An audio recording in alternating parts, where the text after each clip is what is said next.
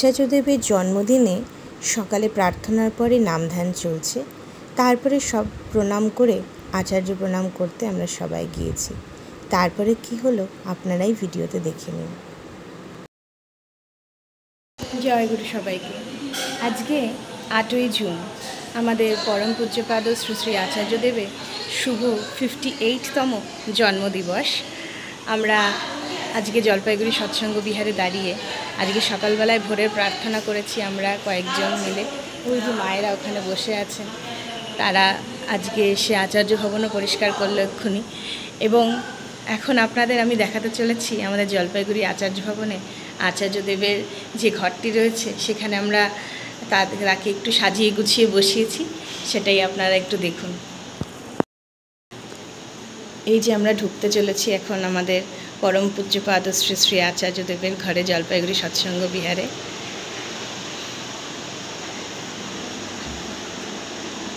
আজকে তার 58তম জন্মদিবস।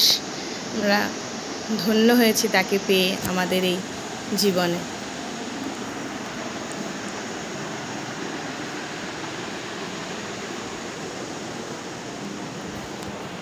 এইভাবেই চিরটাকাল আমরা যেন তার হয়ে থাকতে পারি, তাকে ভালোবাসতে পারি, এটাই আমাদের প্রার্থনা। আর সেরকমভাবে তো এই দিনটা আজকে সেরকম কিছু করার আমাদের কথা বলা নেই, 15 তারিখে করতে বলা হয়েছে। 2025-এর 8ই মানে আচার্যদেবের জন্মদিনে এটাই দেওঘর থেকে নির্দেশ। তো আমরা আজকে আচার্য ভবন ঠাকুরের প্রার্থনা করেছি সকালে, এবং তারপরে আচার্য ভবন এখন পরিষ্কার পরিচ্ছন্ন করলাম। আচার্যদেবকে একটু সুন্দর করে সাজিয়ে তার বিছানায় বসিয়ে রেখেছি। এরপরে আমরা দেখি কি করা যায়। ঠিক আছে, সবই আপনাদের সাথে শেয়ার করব। জয় গুরু।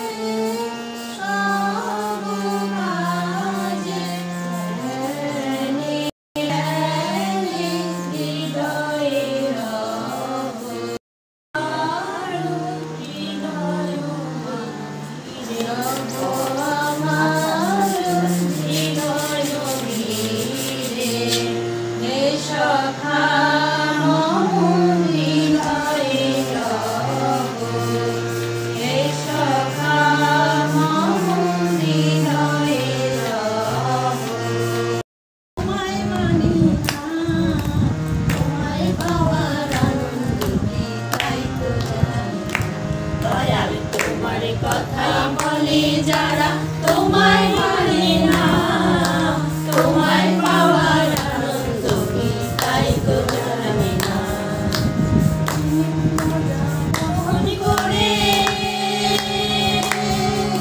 বুঝতে সবার কেমন করে চিনির খোঁজা বহন করে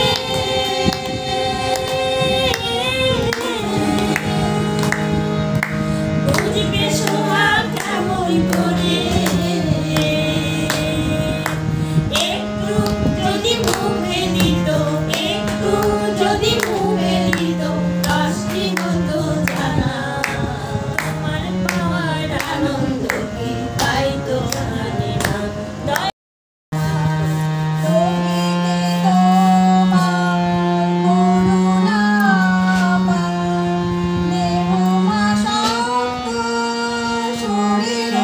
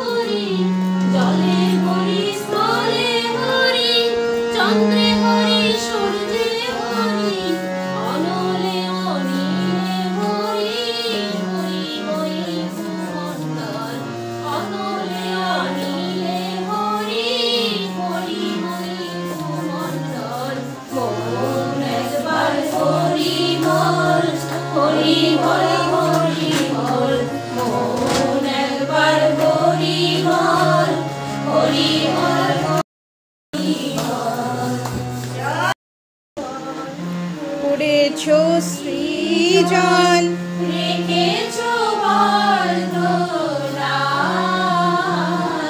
তুমি বিশ্বভুবন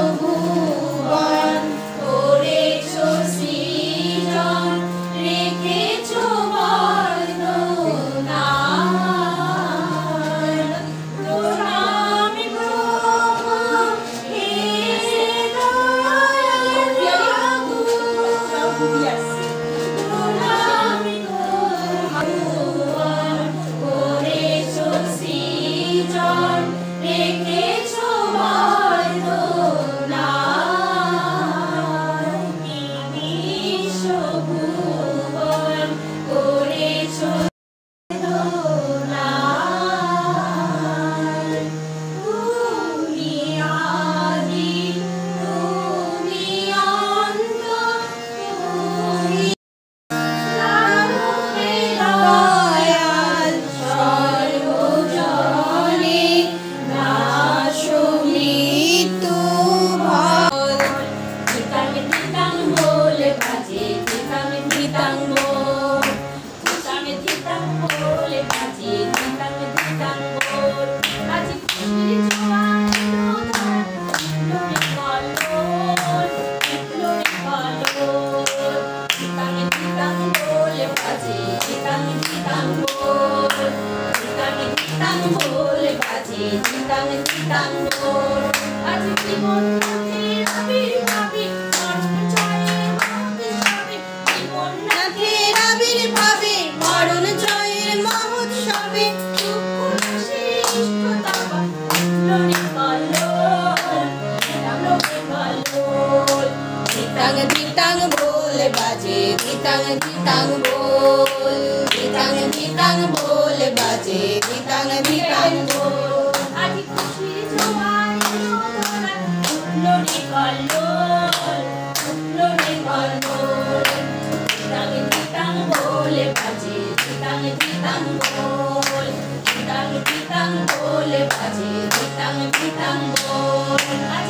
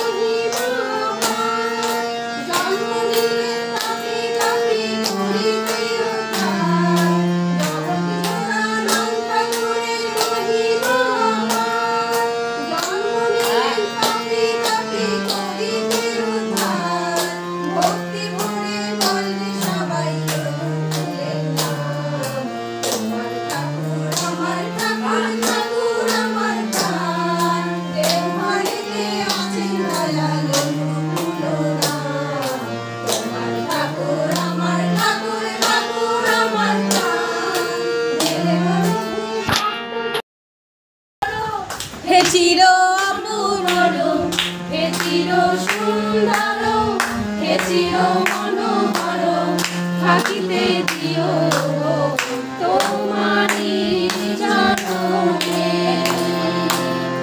থাকিতে দিও তোমারি চরণে। মাটির কথা মনে রয়েছে গোপনে, তোমারে আমি যাহা করিব মনে, তাই তো দিবানিশি তোমার পাশে আসি, তাই আমার আমি হয়ে আছি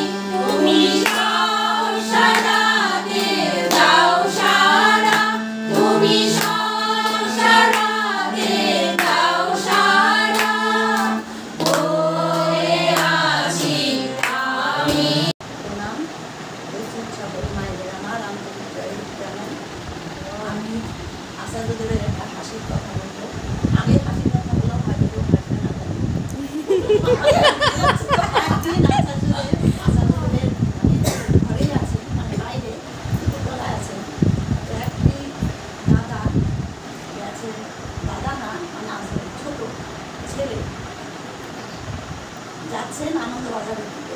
আচার্যকে বলছেন, তার ছেলেটি বলছে খেতে, আচার্য বলছেন খেতে যাবি, রান্নার কোথায়? ঠাকুর যেরকম রসিক সেবক ছিলেন, এই বংশ পরম্পরা কিন্তু তাই, তারা কিন্তু যেমন মানে খুব আনন্দ করতে ভালোবাসেন, মজার কথা বলতে ভালোবাসেন, ঠাকুরও কিন্তু তাই রসিক সেবক, হাসি ঠাট্টা আনন্দ করতে ভালোবাসেন। আমার কথা এতটুকুই রাখছি। আজকে আচার্যদেবের ৫৮তম জন্মদিনে আমরা সবাই সকালবেলা মন্দিরে এসেছি। সবাই আমরা প্রতিদিনই মানে প্রতি সপ্তাহে রবিবার করে আসি। যাই হোক আজকে সবাই প্রার্থনা থেকে এসছে, আমি আসতে পারিনি কারণ আমার একটু প্রার্থনা টাইমে ঘুরটা ভেঙেছিল, ওই জন্য আমি বাড়িতেই করেছিলাম, পরে এসেছি। তো আমরা খুব মজা করছি এখানে এসে, সবাই একটু একটা একটা করে গান করলাম, বেলুন ফুলালাম, তারপরে এখন আমাদের কেক কাটা হবে। আর হচ্ছে আমাদের যে আচার্যদেব এবং গোবিন্দ দাদা আর হচ্ছে প্রেরণায় যে আমরা রিচুয়ালস কাজটা করছি, আমরা জলপাইগুড়ির মায়েরা সবাই ঝাঁপিয়ে পড়েছি, মানে প্রচুর কাজ হচ্ছে জলপাইগুড়িতে, সব মায়েরা নেমেছি মাঠে। মানে কী বলবো, মানে 4টা বাজলে আমরা ঘরে থাকতে পারি না, রোজই ভাবি কখন। আমি তো সকাল থেকে খাতা মানে সব লিস্ট বার করি, কার বাড়ি যাবো, কোন বাড়িটা মানে আগে যাব, মানে ওই বাড়িটা কোন গলিতে হবে, এই সব নিয়ে আর কি খুব ব্যস্ত আছি। তো সারাদিনে মনে হয় সেই ঠাকুরের কাজে করি, রান্নাবাড়ি সব বন্ধ করে দিই। তো সারাদিনে একদিন না গেলে হয়তো শরীরের অনেক রকম মানে প্রবলেম দেখা দেয়, পায়ে ব্যথা, হয়তো মাথার ব্যথা, ঘুম পাচ্ছে বেশি। তো রোজ দিন আমরা যাওয়ার চেষ্টা করছি। তো আমি সবাইকে বলবো তোমরা সবাই রোজ দিনই চেষ্টা করবে, যেহেতু আমাদের আচার্যদেব বলেছে, সবাই মিলে ঠাকুর যা বলেছে, আচার্যদেব যা বলেছে আমরা সেটা মেনে চলবো।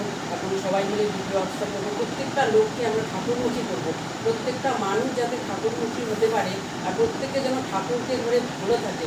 সবাই ভালো নেই, আমরা যার যার বাড়িতে যাই তারা প্রত্যেককেই মানে অনেক হচ্ছে সমস্যায় আছে। যখন আমরা গিয়ে কথা বলি তখন আমরা বুঝতে পারি যে তারা ঠাকুর ধরেছিল এক সময় হয়তো, কিন্তু তারা কোনো কাজ করেনি, হয় ওর জন্য তারা ফলটা পাচ্ছে না, ওই জন্য তারা ঠাকুরকে বুঝতে পারছে না।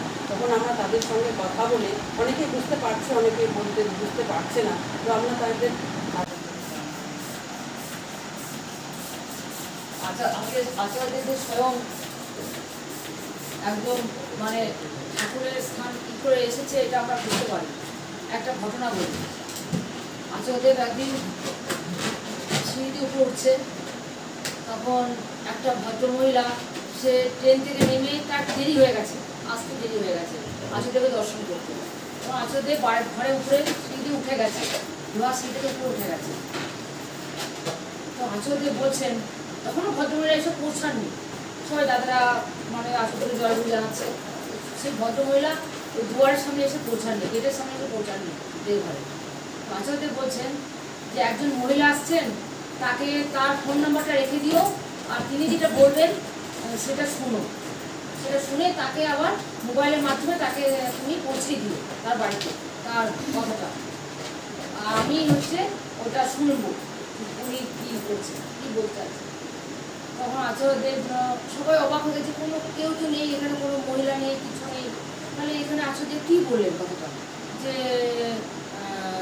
একজন মহিলা আসবে, তাকে সবাই দাদারা খিদামুড়ি করছে, কোনো মহিলা দেখতে পাচ্ছে না।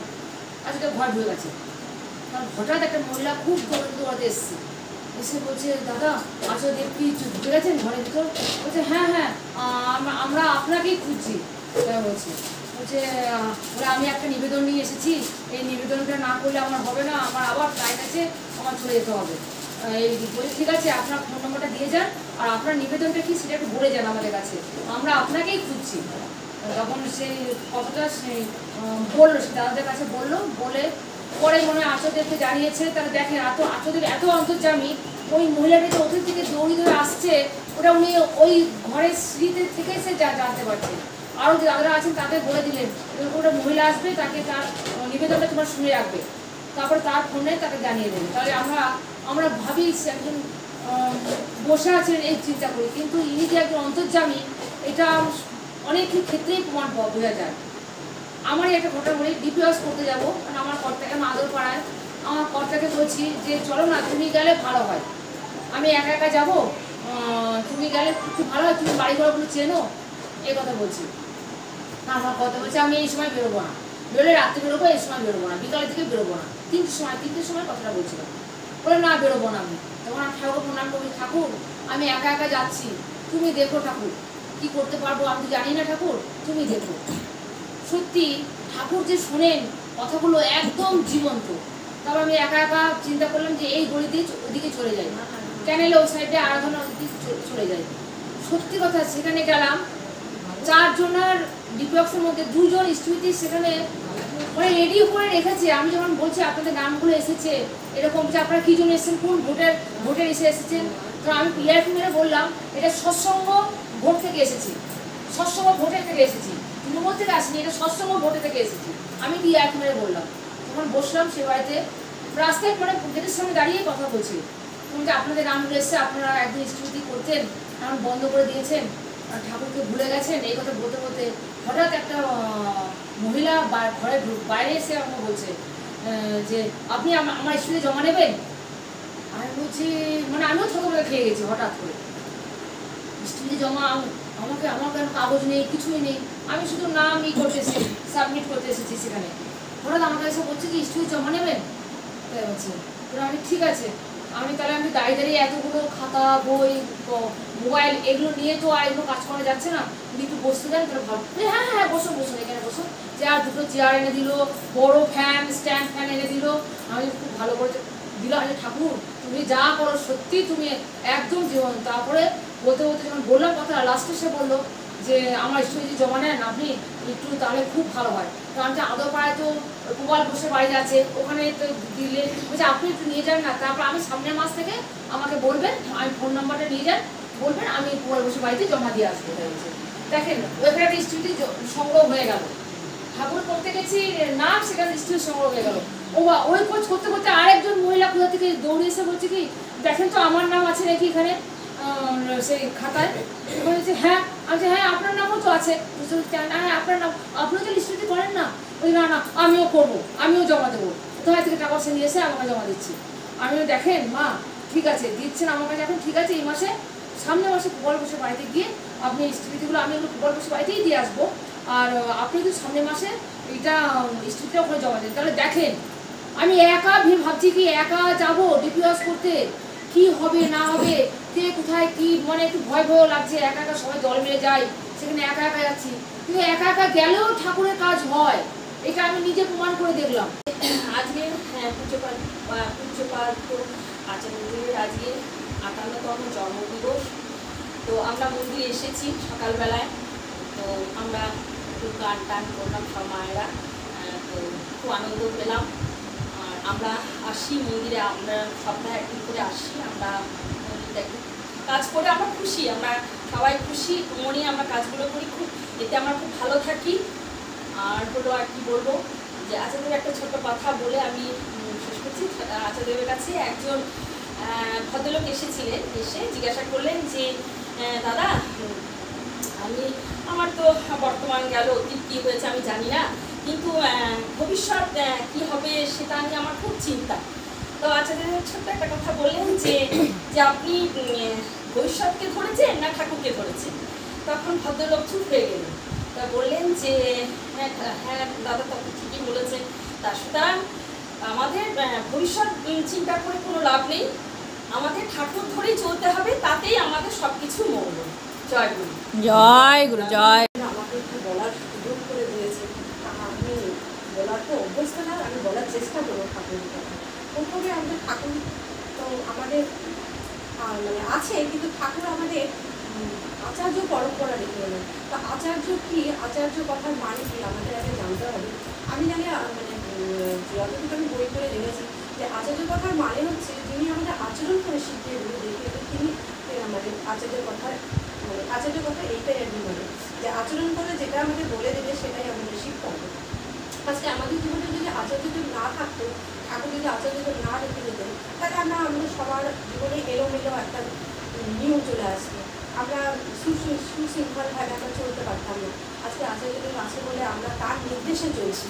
হ্যাঁ, আজকে তার নির্দেশে চলার মানে এই যে আমরা যখন আপদে বিপদে পড়ছি, আমরা তো সরাসরি ঠাকুরকে বলতে পারছি না, আমরা আচার্যর মাধ্যমে আমরা বলতে পারছি, তাকে জানাতে পারছি যে আমার আজকে এই বিপদ বা কোনো আনন্দের বিষয়, কোনো কিছু মানে চিকিৎসার ব্যাপারে সব কিছু আমরা আজকে তার চরণে গিয়ে জানাচ্ছি। তিনি আমাদের মানে সরাসরি বলে দিচ্ছেন না যে এই করো, তিনি আমাদের পথ দেখিয়ে দিচ্ছেন যে আমি পথ দেখিয়ে দেবো, তোমাদের সেই পথে হাঁটতে হবে এবং সেই পথেই আমাদের চলে করতে হবে। আমরা যদি আজকে তার পথে যদি আমরা না মেনে চলি, আমরা যদি নিজের ইচ্ছা মতো চলি, তাহলে তো আমাদের হবে না। হ্যাঁ, তাই আচার্যদের আমরা যখন তার কাছে যখন আমরা আশীর্বাদ বা দয়া বা কৃপা এগুলো বলার জন্য যাই, তখন তিনি বলে দেন যে আশীর্বাদ কথার মানেটা কি জানেন? তখন তিনি আমাদের বলে দেন, তখন আমাদের জানি না, বলতে পারি না, তখন তিনি বলে দিচ্ছেন আশীর্বাদ কথার মানে হচ্ছে অনুশাসন।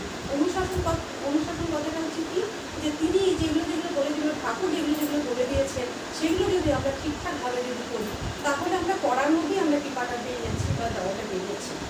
ঠিক না, এখানে আমরা সমবেত হয়েছি কয়েকজন মা, সবাইকে আমার আন্তরিক অনেক অনেক রাও জয়গুরু শুভেচ্ছা। আজকে আচার্যদেবের 58তম জন্মদিন, অনেক অনেক জন্মদিনের সশ্রদ্ধ প্রণাম তোমাকে। তুমি অনেক ভালো থাকো, অনেক সুস্থ থাকো, আমাদের মাঝে এভাবেই থেকো। তো আমার একটা সময় এই যে ঠাকুর মন্দিরে, কোনো মন্দিরে যখন যেতাম আর ভাবতাম আচার্য মানে ঠাকুর পরিবারের যারা কোথাও থাকে সেই ঘরগুলি কি আমি দেখতে পাবো, এটা আমার খুব একটা আক্ষেপ ছিল। আজকে সুযোগ হয়েছে তাই দিয়েছি। তো এরকম মন্দিরে যেতাম আর ভাবতাম তেনারা যে ঘরগুলোতে থাকে, তো সেই ঘরগুলো দূরের থেকেই দেখতে পাই, কাছে তো কোনোদিন যেতে পারি না। তো এটা আমার ভীষণ সৌভাগ্য যে জলপাইগুড়ি মন্দিরে এসে আজকে এতটাই দয়া পেয়েছি যে আমি আচার্যদেবের আচার্য ভবন, তারপরে পূজনীয় অবিন দাদা, ঠাকুরের নাটমন্ত্র, এগুলো সবই মানে খুব কাছে আসতে পেরেছি। তো এটাতে আমার সত্যি আর কোনো মানে আক্ষেপ নেই। আর আরও একটা বিষয়ে আক্ষেপ নেই, সেটা হচ্ছে আমি জানি না এখানে কতজন আমরা ঠাকুরকে দেখেছি, আমি তো দেখিনি। আর আমার না ঠাকুরকে না দেখার যে আক্ষেপটা সেটাও আর নেই, কারণ আমি এই কটা দিনে ঠাকুরকে ধরে এতটুকু বুঝতে পেরেছি যে আচার্য লীলায় তিনি বিরাজ করেন। তাই আচার্যের মধ্যেই আমি আমার প্রিয় বরমকে দেখতে পাই। আর সেই যে বাড়িটি ইষ্টগুরু পুরুষোত্তম প্রতীকগুরু বংশধর রেত শরীরের সূত্র থেকে জয়ন্ত তিনি নিরন্তর। জয় গুরু সবাইকে, জয় গুরু জয় গুরু। তার দয়ার কথা, ঠাকুরের কথা, ঠাকুরকে নিয়ে খুব অল্প সময় চলছে, এতে অনুভব করি আলাদা করে তার কথা কিছু নেই। জীবনের প্রতিটি কথাই তার কথা, প্রতিদিনের চলাই তার কথা। এই যে বেঁচে আছে সেটাও তার দয়া, কথা বলছি তার দয়া, এই পর্যন্ত এসেছি তার দয়া।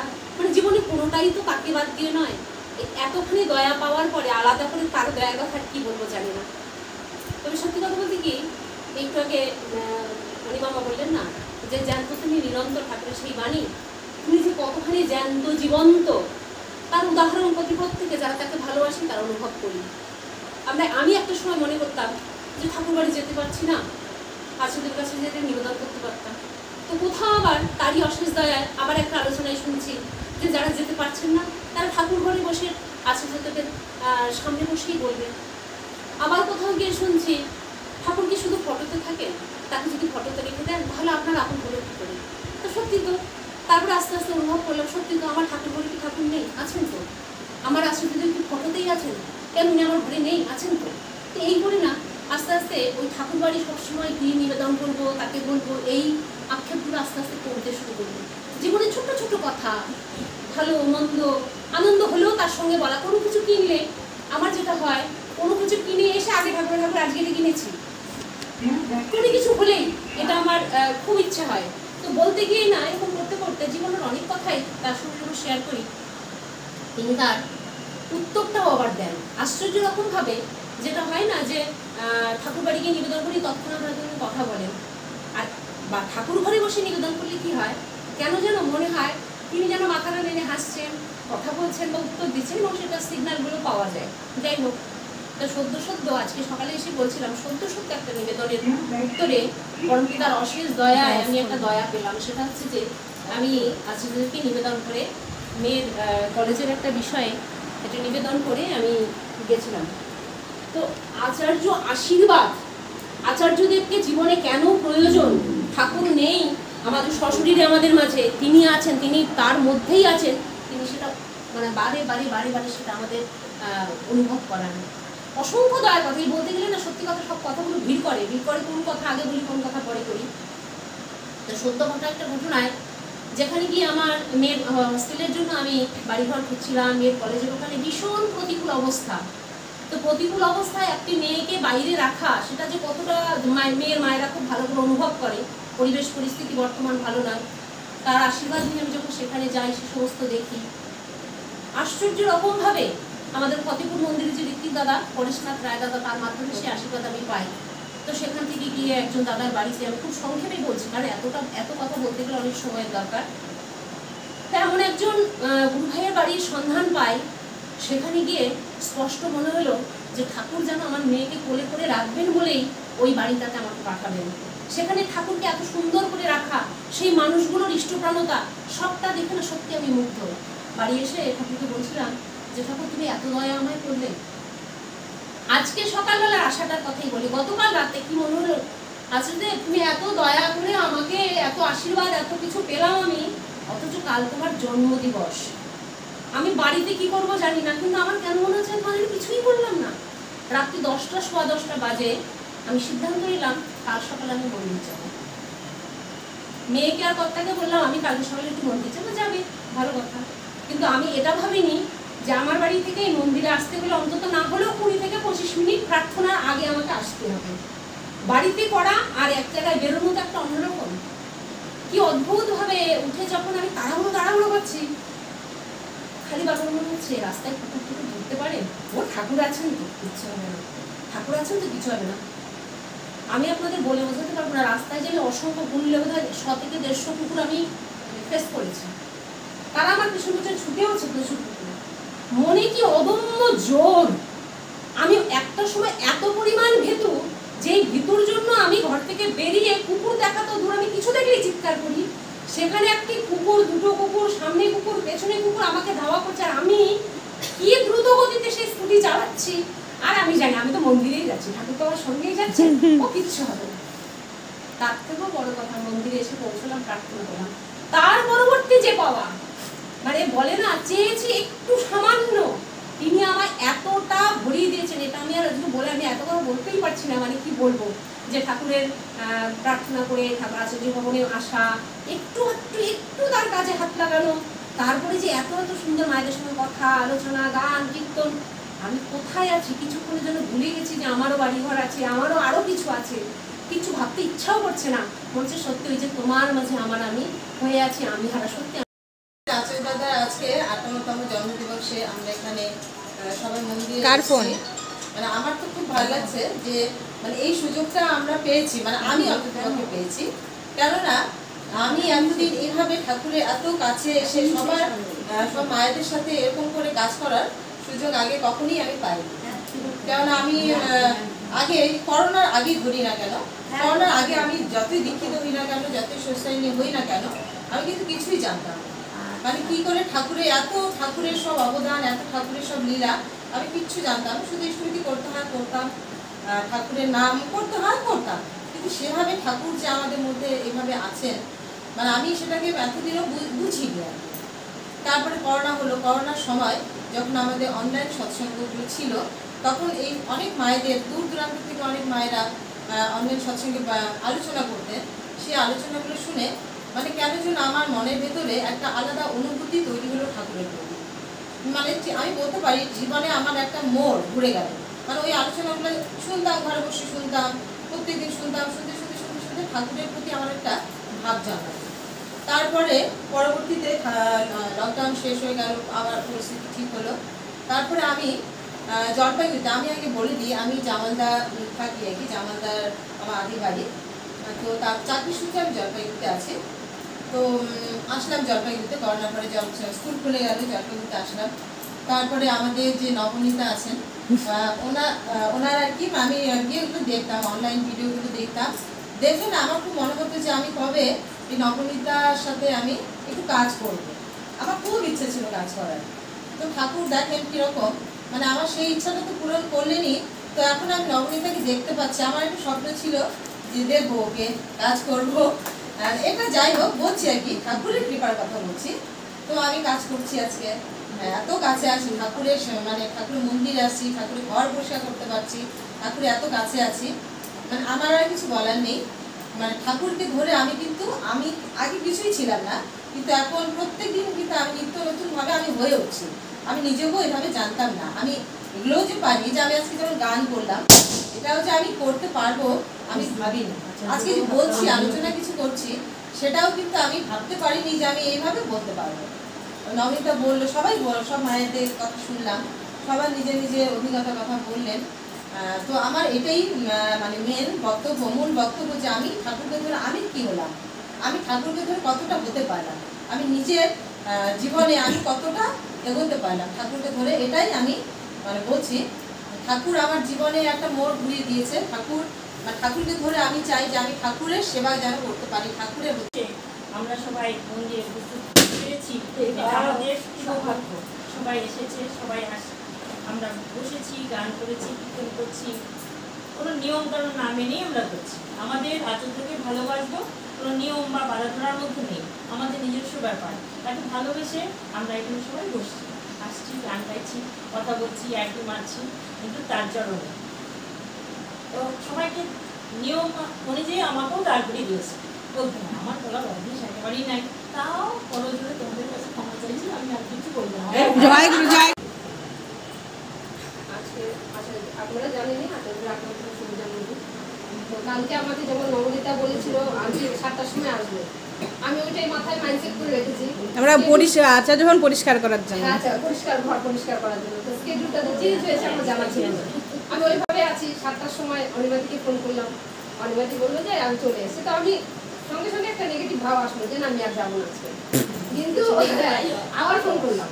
তো তুলিদি বললো যে ঠিক আছে, না হচ্ছে আসলে তুমি গান বাজনা হচ্ছে, আমি শুনলাম না আমি যাই। তো বাবা বললো ঠিক আছে যাই। এই যে আশা, এইটুকু আমার যে কি আনন্দের, যে আজকে সকাল শুরু করলাম আচার্যদেবের জন্মদিনের দিন, আচার্যদেবের আরাধনা করে যে শুরু হলো দিনটা, এটাই আমার কাছে অনেক পাওয়া। তো ঠাকুরকে ভালোবেসে বিশ্বাস করে চললে যে একটু একটু করে ঠাকুর এগিয়ে নেয়, এটা সবাই নিজেরাও আপনারা অনুভব করেন যে ঠাকুরকে নিয়ে আমরা কি কি পেয়েছি, তাই না? সেই জন্য আমরা সবাই এখানে উপস্থিত আছি। তো আচার্যদেবের কথা আমি প্রতিনিয়ত, আমরা আচার্যদেব মানে আচার্যের প্রীতি না থাকলে যে ঠাকুর সেবাও মানে সম্পূর্ণ হয় না, এটা আমরা জানি। তো আচার্যদেব যেমন আমরা সাধারণ মানুষ হিসেবে সবাই ভাবি যে আচার্যদেব আছে, কিন্তু আচার্যদেবের মধ্যে যে ঠাকুর বলে গেছে, ঠাকুরের সব বাণী যদি আমরা মানি যে না ঠাকুর বলে গেছেন, ঠাকুর এও বলে গেছেন এই যে অনিয়তি বলল যে আমরা মানে গুরু পরিবার প্রতি মানে ঠাকুরের বংশধর আর গুরু বংশধর। তো আমরা যদি মানি যে ঠাকুর বলে গেছে আমি আচার্য পরম্পরার মধ্যে বিরাজমান থাকবো, তা আমরা আচার্যদেরকে সেভাবে মাথায় করে নিয়ে যদি চলি আমরা লাভবানই হই। আর এই যে আচার্যদেব বলেছে যে আমাদের যেভাবে আচার্যদেব বলে আমাদের একটা অভিভাবক, এইভাবে যদি আমরা চলি, আমরা আচার্যদেব বলেছে যে আমরা সংসারের নানান সমস্যার মধ্যে আমরা ঠাকুরের কথা আমাদের মাথা থেকে বেরিয়ে যাই। তো আচার্যদেব সেক্ষেত্রে বলেছে যে যাতে আমরা ঠাকুরময় হয়ে থাকতে পারি। সবাইকে জয় গুরু। প্রথম কথা, আজকে আমাদের আচার্যদেবের 58তম জন্মদিবস। আজকে আমরা ভীষণ খুশি, কিন্তু কথাটা হচ্ছে আজকে 8 তারিখ হলেও আজকে তো আমাদের দেওঘর থেকে নির্দেশ এসেছিল যে 15 তারিখে সেলিব্রেশন করা, কিন্তু প্রত্যেক বছর আমরা এই দিনে এত সুন্দর করে এই মন্দিরে সেলিব্রেট করি, লোকারণ্য হয়ে থাকে মন্দির। আজকের দিনটা মন্দির ফাঁকা করবে, একটা মানুষ মন্দিরে আসবে না, আমার আচার্যদেবের কেমন লাগে? আমার মনে শুধু যেদিন থেকে এই নিউজটা এসে আমার মনে শুধু এটা যে আমার আচার্যদেবের কেমন লাগে, আমার মন্দির ফাঁকা করবে, আচার্যদেব মানুষ পছন্দ করে, একটা মানুষ মন্দিরে থাকবে না। তো সেদিন থেকে আমার মনের মধ্যে একটা সুপ্ত ইচ্ছা ছিল যে কীভাবে হবে জানি না, কিন্তু আমি কিন্তু তোমার কিছু না কিছু একটা করতে চাই, কিছু না কিছু তোমার যেন তুমি না ফাঁকা না বসে থাকো। তো আমি কালকে আমাদের যে টিভি গ্রুপটা রয়েছে সেখানে লিখলাম যে আমরা সবাই মন্দিরে প্রার্থনা করতে হবে, সকালবেলা প্রার্থনা করি, আচার্যদেবের নির্দেশ